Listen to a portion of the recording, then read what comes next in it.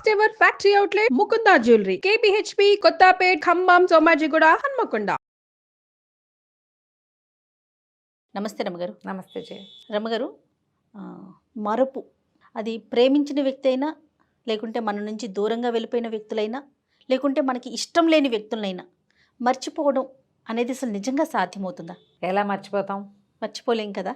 కానీ మరి మర్చిపోతేనే కదా ముందుకు సాగగలుగుతాం. అదే తలుచుకుంటే అప్పుడు ఒకవేళ చెడే అనుకుందాం, దాన్నే తలుచుకుంటే ఇక్కడితో ఆగిపోతాం కదా. అవును, రెండింటిని బ్యాలెన్స్ చేసుకోవాలి కదా రమ్మగారు. నువ్వు ఆగుతావు, రోజు ఆగుతుందా? అది ఇప్పుడు ఒక వ్యక్తి ఒక ఆమెను ప్రేమించాడు, లేదా ఒక అమ్మాయి ఒక అబ్బాయిని ప్రేమించింది. ప్రేమ ఎందుకో విఫలమైంది అనుకుందాం, లేదా వివాహం నిశ్చయమైంది. ఎందుకో వివాహం నిశ్చయం అవగానే వివాహం కాకముందే విడిపోవాల్సి వచ్చింది. సంబంధం మానుకున్నాము. అవే జ్ఞాపకం వస్తూ ఉంటాయి, నీకు గుర్తొస్తాయి. ఎక్కడ ఆగిపోతుంది? నువ్వు ఆగిపోతావు. నువ్వు అద్దపై రెండోది ఆలోచించవు. నువ్వు ఇవాళ పొద్దున వివాహం విచ్ఛిన్నమైతే నువ్వు ఏడుస్తూ కూర్చుండగానే సాయంత్రం అవుతుంది, ఏడుస్తూ కూర్చుండగానే తెల్లారిపోతుంది, రెండో రోజు వచ్చేస్తుంది. తర్వాత నువ్వు దాని మీద ఆలోచించి పరీక్ష చేసి మీరు డిస్కస్ చేసుకునే లోపల రెండో రోజు పగలంతా తరలిపోతుంది, రెండో రోజు రాత్రి వస్తుంది. ఆకలి ఆగదు, దాహం ఆగదు. పోనీ నీ ఊపిరేమైనా ఆగిందా? ఇన్వాలంటరీగా తీసుకుంటూనే ఉంటావు. నీకు తెలిసి తీసుకోవు, తెలీదు నీకు. అవును, ఆటోమేటిక్గా బతుకుని మనకేం చెప్తుంది అంటే, నువ్వేం చేసినా చేయకపోయినా చంద్రుల గతి మారదు, నీతో ప్రమేయం లేదు వాళ్ళకి. అవును, నువ్వేం చేసినా చేయకపోయినా నిద్రలో కూడా శ్వాస తీసే మెషిన్ ఏర్పరిచి పెట్టాడు భగవంతుడు. నేను మర్చిపోను, నువ్వు అదే పట్టుకుని వెళ్ళాడుతానంటే నీ కర్మకి మేము కర్తలమా చెప్పు? అవును. నిన్న ఉదయించిన సూర్యుడు నేను నిన్ను ఉదయించాను, ఇవాళ నేను మానేస్తాను అంటలా. కాలాన్ని మనం ఆపలేం కదా. ఏది ఆపలేవు. నువ్వు దేన్ని ఆపగలవు? నిన్ను నువ్వు ఆపుకుంటావు. అది కూడా నిన్ను నువ్వు ఎక్కడ ఆపుతావు? ఆలోచించడం ఆపకాలని, అంతే తప్ప నీ శ్వాసను నువ్వు ఆపవు. ఈ ఊపిరి నాకొద్దు అని మానేస్తావా? మానేవు. ఏదో ఏడుస్తూనో ఏడవకుండానో 2 గ్లాసులు మంచినీళ్ళు తాగితే బాత్రూంలోకి వెళ్ళడాన్ని ఆపుకోలేవు. ఏది ఆగదు. నేను ఇది నాకు కావాల్సిందేనన్న పొసెసివ్ మెంటాలిటీ ఉన్న వాళ్ళు అలా ఏడుస్తూ ఉంటారు. నలుగురు ముందు చిన్నపోయామని, నా బొమ్మ నాకు తక్కకుండా పోయిందని. నీ మనసుని సరిగ్గా చేసుకుంటే కాలంతో పాటు ఆటోమేటిక్గా మనం నడిచి వెళ్ళిపోతాం. ఆ గాయం అయితే ఉంటుంది, ఎంతో కొంత మా మనసు క్రమంగా పోతాయి. పెద్ద ఇంతంత చెక్కిపోతాయి, ఏవో తగులుతుంది, నెత్తురు గారుతుంది. తర్వాత మెల్లిగా బాడీ రిపేర్ మొదలు పెడుతుంది. ఏదో మందేస్తాము, గీత పడుతుంది కొన్నాళ్ళకి. ముందు ఎండు చెక్కులు, ముందు ఎర్ర చెక్కులు, తర్వాత ఎండు చెక్కులు. నిద్రలో దురద పెట్టి గీకేస్తూ ఉంటాం. మందేస్తాం, సన్న చారు ఉంటుంది, ఎప్పటికో కలిసిపోతుంది. మనసు కూడా అంతే. నువ్వు దానంతా దాన్ని వదిలేస్తే అదే రిపేర్ చేసుకుంటుంది, కొత్త ప్రపంచాన్ని చూస్తుంది. నువ్వు దాన్ని వదిలిపెట్టుకోనివ్వవు. మనం మర్చిపోకూడదు అనే భావాలు నీకు బలంగా ఉంటే నువ్వు మర్చిపోవు. మన భావాల్లో ఉంది అది. భావం మార్చుకోవాలి కదా రమ్మగారు. ఖచ్చితంగా మార్చుకోవాలి జయ. ఎందుకంటే ఇప్పుడు ఒక వ్యక్తికి ఒక వ్యక్తి కావాలి అనుకుందాం. అమ్మాయి అబ్బాయి తీసుకుందాం, అదే మనకి ఈజీగా ఉంటుంది. లవ్ అఫెయిర్, అమ్మాయి వెళ్ళిపోయింది, కుర్రాడు ఉండిపోయాడు. సినిమాలో బాగుంటాయి, ఏదో దీనంగా అలాగే శాలువా వేసుకుని పాటలు పాడుతూ ఉండటం. వాడికి ఆ సినిమాలో వాడికి దిక్కుమొక్కు లేదు, ఎవడూ లేడు, అడిగేవాడు లేడు. వాడు పాటలు పాడుతున్నాడు. అన్నం తింటా మానేసి ఉంటాడా వాడు చెప్పు? అన్నం తింటా మానేయలేదు, నీట్గా డ్రెస్ చేసుకోవడం మానేయలేదు, గడ్డం చేసుకోవడం మానేయలేదు, ఊపిరి తీయటం ఎలాగూ మానలేదు. విరహగీతాలు మాత్రం పాడుతున్నాడు. ఆ సినిమా చూసి మనం మెస్మరైజ్ అయిపోయి అదేదో అయిపోయి ఆ పాటలు గుర్తు చేసుకుంటూ అదెంత మధురం ఇదెంత మధురం అని దానిలాగానే ఉండాలని భావిస్తాం. వాడు ఇంకేమీ పని చేయకుండానే రేడియోలో పాటలు పాడే స్థాయికి వెళ్ళిపోయాడు అబ్బాయి. ఎంత పని చేస్తే వెళ్తారు మరి? మనసు ఎంత రెండో పక్కకి తీస్తే వెళ్తారు. ఈ పక్కకి వెళ్ళిపోయాక ఇంక వెనక్గోళ ఏముంటుందమ్మా? నాకు అస్సలు నచ్చలేదు అభినందన సినిమా. నచ్చలేదు. ఎంత చిన్నప్పుడు వచ్చింది, నేను కాలేజీలో ఉండగా వచ్చింది. పిచ్చివాడు అయిపోవాలి వాడు. పాటలు పాడుతూ రేడియో స్టేషన్కి వెళ్ళి స్టైలిష్గా నుంచోకూడదు. నాకు నచ్చలేదు. సూపర్ హిట్ మూవీ అయినా సరే మీకు నచ్చలేదు అంతే రమ్మగారు. నా పాయింట్ అదే. మీ పాయింట్ అది. రెండోసారి మూడోసారి మా వాళ్ళంతా చూశారు, ఏముంది ఇందులో చూడడానికి అనిపించింది నాకు. అవి సినిమాల వరకు, అవి చూసే కదా మన పిచ్చమ్మా. రమ్మగారు, ఇప్పుడు మనం ఒక వ్యక్తితో కొంతకాలం కలిసి, ఇప్పుడు నేను ప్రేమికులనేమి చెడు మాటలు అంటున్నానని అనుకోకండి. ఎప్పుడు కూడా జీవితం మనకి ఎలా నేర్పిస్తుందంటే, నదులు ఉన్నాయి, పెద్దగా ఉంటుంది, మొదట పుట్టేటప్పుడు చిట్టుగా పుట్టిన తర్వాత పెద్దది అవుతుంది, పరిగెడుతూ సముద్రంలోకి వెళ్ళిపోతుంది. అంతే. కదిలేదేనమ్మా జీవితం, కదలాలి, కదులుతూ వెళ్ళాలి. ఇప్పుడు ఒక కుర్రాడు ఓ పిల్లతో ప్రేమలో పడి ఆ పిల్ల వెళ్ళిపోతేనో చచ్చిపోతేనో ఇంకేదైనా ఇంకో లేచక్కపోతేనో వీడు ఉండిపోయాడు. ఏడుస్తూ దాన్ని వాళ్ళు తలుచుకుంటాడు, లేకపోతే దాన్నే ఏదైనా చెయ్యాలని చూస్తాడు. అవును, నువ్వు ఆగిపోతావు, రెండూ ప్రమాదమే. నువ్వు ఆగిపోతావు. నువ్వు ఒక్కడివే కాదు కదా, నువ్వు ఆకాశం నుంచి ఊడి పడలేదు. నీకు అమ్మ, నాన్న, అక్క, చెల్లి, అన్నయ్య ఉంటారు. ఓ కుటుంబం ఉంటుంది. నీ చుట్టూతో ఒక సమాజం ఉంటుంది. నీతో పాటు ఈ సమాజం అంతా ఆగిపోవాలా? పైగా లోకంలో ఇలాంటివి ఎన్ని జరగవు? మొత్తం ఆకులన్నీ రాల్చేసిన చెట్లన్నీ మళ్ళీ చిగురిస్తాయమ్మా. మొదలుకి కొట్టేస్తారు రావి చెట్లని. వర్షాకాలం రాగానే మొత్తం చెట్టు మళ్ళీ చిగురిస్తుంది. నేను ఉన్నానని చూపిస్తుంది. బతికి చూపించాలి కదా, అది కదా జీవితం. అదే జీవితం. నేను మర్చిపోలేను అని అదే గుర్తు చేసుకుంటుంటే నువ్వు పిచ్చైపోతావు. ఏ రకంగానూ పనికిరావు. ఒక చిన్న సంఘటన, కొద్ది రోజుల పరిచయాల్ని మీరు మర్చిపోకపోతే మిమ్మల్ని 20 ఏళ్ళో 18 ఏళ్ళో 25 సంవత్సరాల్లో మిమ్మల్ని పెంచిన అమ్మా నాన్న పరిస్థితి ఏమిటి అనేది ఓసారి ఆలోచించుకోండి. సెల్ఫిష్ ఫెలోస్ కాదు వీళ్ళు, స్వార్థపరులు. ప్రేమ లేదు అందులో.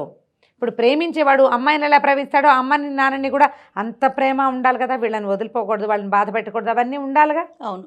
ఏం ఒకవైపే ఉంది? వన్ సైడెడ్గా ఉండడాన్ని లవ్ అంటారా? అంటే ఏదో త్యాగం చేసేసినట్టు ఒకలా అలాంటి ఫీలింగ్ కూడా క్రియేట్ అవుతూ ఉంటుంది కదా రమ్మగారు. అవతల వ్యక్తి లేనప్పుడు మిస్ అయిపోయారు అనుకుందాం, అది ఎట్లన్నా కానీ అవుతారు. కొంతకాలం సమయం పడుతుంది. నువ్వు కొత్త దారి వెతుకు. ఆ దారిలో కూడా నేనేదో త్యాగం చేశాను, నా జీవితానికే నష్టం జరిగింది, నా జీవితమే ఇలా అయిపోయింది, కొత్త లైఫ్ లో కూడా ఆనందంగా ఉండలేకపోతారు కొంతమంది. కొత్తగా ఏ పెళ్లిలో చేసేసారనుకో పెద్దవాళ్ళు, ఆ వచ్చిన పెళ్ళని నాకు ఇష్టం లేకుండా నేను చేసుకున్నా, మా అమ్మ నాన్న కాపరాలు చేస్తారు, పిల్లల్ని కనేస్తారు. కానీ అమ్మాయి ఇష్టం ఉండదు. ఆ మాట చెప్తూ ఉంటారు. వాళ్ళకి హింస. నిన్నెవరో హింస పెడితే నువ్వు వీళ్ళని హింస పెడతావు పెళ్లి చేసుకుని. మరి చాలా మంది ఉన్నారు జయ అట్లా. అవును, మీరు కేసెస్ హ్యాండిల్ చేస్తున్నట్టున్నారు. అలాగే కాదు, మామూలుగా మన చుట్టుపక్కలలో కూడా కనపడతారు. నువ్వు పెళ్లి ఎందుకో ప్రేమించావు, ఏదో ప్రేమించుకున్నావు చిన్నతనంలో. టీనేజ్లో లవ్లో పడని వాళ్ళు ఎవరైనా ఉంటారా అసలు? అదే కదా. ఏదో ఒక క్రష్ ఖచ్చితంగా ఉంటుంది. పడలేదు అంటే నిజంగా సరిగ్గా చెప్పండి వాడు మనిషే కాదు. ఎవరో ఒకళ్ళు నచ్చుతారు, ఏదో ఒక వస్తువు నచ్చుతుంది. ఆ వయసులో అలా ఉంటుంది. అడాల్సెన్స్లో అలాగే ఉంటుంది. కౌమార దశ.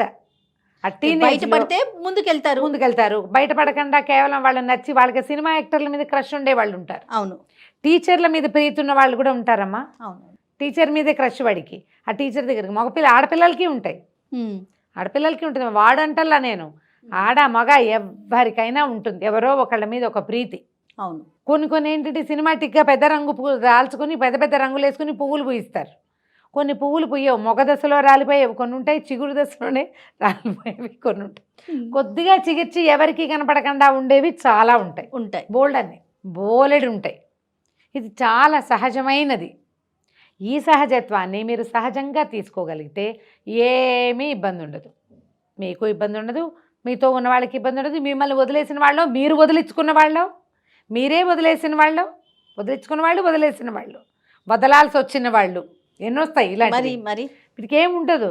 ఇది చాలా సహజంగా జరిగిపోయేది. దాన్ని ఇది న్యాచురల్ అని తీసుకోవాలి. నేను ఇంకా కొన్ని చెప్పనా నీకు. లవ్ మ్యారేజ్ చేసుకుంటారు అమ్మా నాన్న. తమ పిల్లలు ఎవరిని ప్రేమించకూడదు, ఎవరిని వాళ్ళ ఇష్టారాజ్యంగా పెళ్లి చేసుకోకూడదు అని ఉంటుంది. అవును. పిల్లల్ని ఎవరెవరు ఏం చేసేస్తున్నారో అని ఎంతసేపు టెన్షన్గా ఫీల్ అవుతారు. వీళ్ళేమో ఇంకోళ్ళ అమ్మాయిని తీసుకొచ్చి పెళ్లి చేసుకుంటారు. అంతే. ఇది చేయకూడదు. ఇవన్నీ రకరకాల ఫీలింగ్స్. అవును. కేవలం మనసే పనిచేస్తుంది. ఈ వ్యక్తుల్ని మర్చిపోవటము, సంఘటనలని మర్చిపోలేకపోతే ఏమవుతుందంటే నీ కోసం రోజు ఆగదు, ఏది ఆగదు. కానీ నువ్వు ఆగిపోవటం వల్ల ఏమవుతుందంటే నీతోటే ఉండే సమాజం ఉంది చూడు, అది మొత్తం దెబ్బతినిపోతుంది. నువ్వు ఒక్కడివి ఇర్రిపేరబుల్గా ఉండటం వల్ల, ఆడగాని మొగగాని టోటల్గా వెనకాలంతా నీ మొత్తం సమాజం అంతా కూడా కుంటుపడ్డట్టు అయిపోతుంది. అలా చేయొద్దు. మర్చిపోవడానికి ప్లేస్ మారిపోవాలి, కంపెనీ మార్చుకోవాలి, చుట్టూ మన సమాజాన్ని మార్చుకోవాలి, విధానం మార్చుకోండి. ఆలోచన విధానం మార్చుకుంటే ఆటోమేటిక్గా వేరే పని చేస్తావు. నువ్వు పని పెట్టుకో పూర్తిగా. రోజువారీ పని కాకుండా ఎక్స్ట్రా పనులు పెట్టుకోండి. ప్లేసెస్ కొత్తవి చూడండి, కొత్త వ్యక్తుల్ని కలవండి. గ్రీనరీని చూడడం అంత బెస్ట్ మెథడ్ ఇంకోటి లేదు జయ మర్చిపోవడానికి. నీకు రోజుకు ఒక కొత్త రంగు అందం కనపడుతుంది. దాన్ని నీ జీవితానికి అప్లై చేసుకొని నాకు కూడా నా జీవితానికి కొత్త వెలుగు వస్తుందని నీకు అర్థమవుతుంది. అంతే. పాత మర్చిపోలేకపోయి మాడి మొహాలు వేసుకుని ఉండరు చాలామంది. నాకు కూడా కనపడతారు మా దగ్గర సమాజంలోనే. మర్చిపోలేకపోతున్నాను అని చెప్పేవాళ్ళు. వాళ్ళు మర్చిపోలేకపోవడం దానికంటే చుట్టూ ఈ తన విషయం తెలిసిన సమాజం అంతా తను ఏమనుకుంటుందోనన్న భయం కూడా ఉంటుంది. ప్రశ్నించుకోండి మిమ్మల్ని మీరు. నేను నిజంగా మర్చిపోలేకపోతున్నానా, లేకపోతే దెబ్బతిన్నా అహం దెబ్బతిందా, లేకపోతే నా చుట్టూతా ఉన్న సమాజం ఒబ్బో వీడప్పుడే మర్చిపోయి టింగురంగా మనం తిరుగుతున్నాడే అని అనుకుంటారేమోనని అనిపిస్తోందా? ఆడపిల్లలైతే అప్పుడే వాడిని మర్చిపోయి చక్కగా మొగుడితో కాపురం చేసుకుని పిల్లల్ని కనిస్తోంది అని ఫ్రెండ్స్ అంతా చిన్నబుచ్చుతారేమోనన్న భయమా? క్వశ్చన్ చేసుకోండి మొట్టమొదట. దానిలో నుంచి బయటికి పడాల్సిందే. బయటపడాల్సిందే. బయటపడకపోతే ఇప్పుడు బయట ఆటోమేటిక్గా పడిపోతాం చేయ. మనం కొన్ని విషయాలే, అదే చెప్తున్నాక సమాజం మొత్తానికి తెలిసిన విషయాల పట్ల భయంగా ఉంటాం. చిన్నప్పుడు పడ్డాం గుర్తుందా నీకు? చిన్నప్పుడు ఆటలం వచ్చింది గుర్తుందా? ఇంజెక్షన్ అంటే చచ్చే భయం. కుక్క కరిచింది గుర్తుందా? లేదు. అవును. అవన్నీ ఎలా మర్చిపోయాం మనం? అవేమి జ్ఞాపకాలుగా లేవు. ఇది కూడా అంతే. దీనికి మనం అవకాశం ఇవ్వాలిగా. చెప్పే కదా ఇవే పాయింట్లు. ఒకటి అహం దెబ్బ తినేసేయటం, ఈగో డిసాటిస్ఫాక్షన్. ఈగో సాటిస్ఫాక్షన్ పోయింది, బాగా డిసాటిస్ఫై అయింది, ఈగో హర్ట్ అయ్యింది. కరెక్ట్గా చెప్పాలంటే ఈగో హర్ట్ అవ్వటం. లేకపోతే మోర్ పొసెసివ్నెస్ బాగా కొంతమందికి. ఈ బొమ్మ నాది అని ఉంటుంది అంతే. నా బొమ్మ నేను ఎవరికి ఇవ్వను. చాలా కాలం క్రితం మనకి కొంచెం పరిచయం ఉన్నవాళ్ళు, తెలిసిన వాళ్ళు, పరిచయాలని అనకూడదు, కాలేజ్ అమ్మాయి అతన్ని కాదందని స్టాప్ చేసేసాడు. చాలా ఏళ్ల క్రితం ఫస్ట్ విన్న కేసు మేము అది. తర్వాత కాలంలో ఎంతమంది ఆడపిల్లల్ని, ఇప్పుడు ఈ ఆడపిల్లల్ని చంపేయటాలు ఇవన్నీ కూడా వాడు ఒక్కడికే పుట్టే బుద్ధి కాదు, వాడి ఫ్రెండ్స్ ప్రొవోక్ చేస్తారు వాడిని. వాడు చుట్టూతా ఉన్న సమాజమే నేను మోసం చేసింది, నువ్వు ఊరుకున్నావు, నేనైతేనా అంటారు. అనరా? అంటారు రమ్మగారు. హీరో అయిపోతాడు వీడికి. ఎలాగైనా సరే నేను ప్రూవ్ చేసుకోవాలని చూస్తాను. ప్రూవ్ అయిపోయిన తర్వాత, ప్రూవ్ అయిపోయాక నీ జీవితం ఏమిటి అనే క్వశ్చన్ నీకు ఆ రోజు రాదు. ఇది టీనేజ్లో చిన్నపిల్లల్లో ఉండేవి ఇవన్నీ. అప్పటికప్పుడు చేసి పారేయాలి. చేసేసాక వాట్స్ నెక్స్ట్ ఆలోచన రాదు. అప్పుడు నిలబడిన స్నేహితులు నీతో పాటు జైల్లో కూర్చోరు కదా, కూర్చోరు కదండి. వాళ్ళు ఎవరి సహాయము లభించదు. నీ శిక్ష నువ్వే పడాలి. అవును, నువ్వే మోసుకోవాలి కదా. అవన్నీ ఆలోచించరు. చాలా సింపుల్. అంటే ఇది మర్చిపోండి అని చెప్పట్లేదు నేను. అంత గట్టి దెబ్బ తగిలితే మర్చిపోయటానికి ప్రయత్నం చేయండి. ఆటోమేటిక్గా పరిస్థితులు మార్చుకోండి, మారిపోతాయి, ఎలాగో మారిపోతాయి. అవును, మనమే వాలంటరీగా ట్రై చేసి మన పద్ధతుల్ని పరిస్థితుల్ని మార్చుకుంటే మెల్లిగా రోజుల క్రమంలో మార్పు వచ్చేస్తుంది. మనం కాదన్నా సంవత్సరాలు గడిచిపోతాయి. ఇట్టే ఏది ఆగదు కదా. అవునండి. ఇలా ఆలోచించండి, ఈజీగా ఉంటుంది. తప్పకుండా. నమస్తే. నమస్తే.